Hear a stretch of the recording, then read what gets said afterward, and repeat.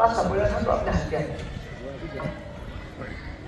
पोळ्या वेळेत खाल्या महाराज आले. बाबा तुमच्या सांगितलं त्या दिवशी 15 दिवस झाले तर तास पाहिजे तर कोणाला शिजून ठेवलं फ्रीज मध्ये.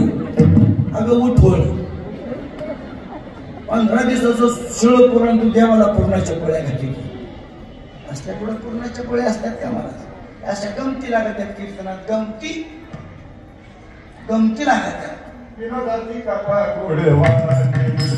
गोडवाते विनोदाची कथा गोडवाते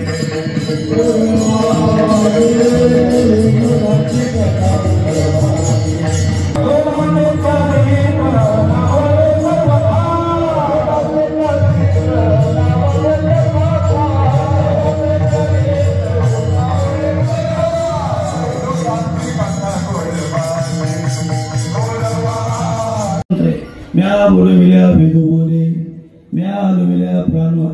मी सगळं करतोय मला काही कोणाच्या बळाची गरज नाही. ते म्हणले ठीक आहे पण गरज नाही असं निगर्जासारखं बोलू नको.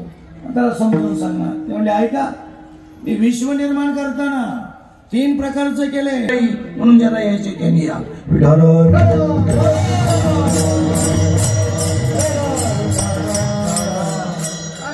स्वातंत्र्य मानवाला गेले भोगाचं नाही. सोप्या भाषेत कर्म भोग सांगतो. शास्त्र मला जास्त येत नाही. कर्म पखवाद वाजवणं कर्म आहे. टाळ वाजवणं कर्म आहे. कीर्तन करणं कर्म आहे. कीर्तन ऐकणं कर्म आहे. पंढरीच्या वाऱ्या करणं कर्म आहे. गीता भागवत वाजणं कर्म आहे. हरिपाठ काकडा करणं कर्म आहे. अन्नदानाच्या पंक्ती हरणं कर्म आहे. देवाच्या ठिकाणी भरभरून देणगी देणं कर्म आहे. की कर्माचं स्वातंत्र्य सगळ्यांना आहे पण भोगाचं मात्र नाही. भोग वेगळा आहे. कर्म करण्याचा सकाळांशी येते पण भोगाचं स्वातंत्र्य नाही. कर्म तुम्हाला सांगितली भोग आहे का? भोग म्हणजे घेणं खाणं. एकानं ठरवलं महाराज. काय ठरवलं? म्हणला पंक्त काल्याचा प्रसाद आहे माझा.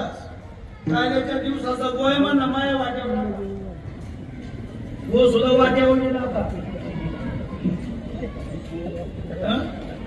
असं दळणातल्या खड्यासारखे खडे निवडल्याप्रमाणे महाराजांचं मार्गदर्शन असायचं. मला सगळं आयुष्य गेलं. आयुष्य महाराज ह्या गावात नेमकी कोणता बुवा आणि कांता बुवा झाल्यावर कांता बुवा.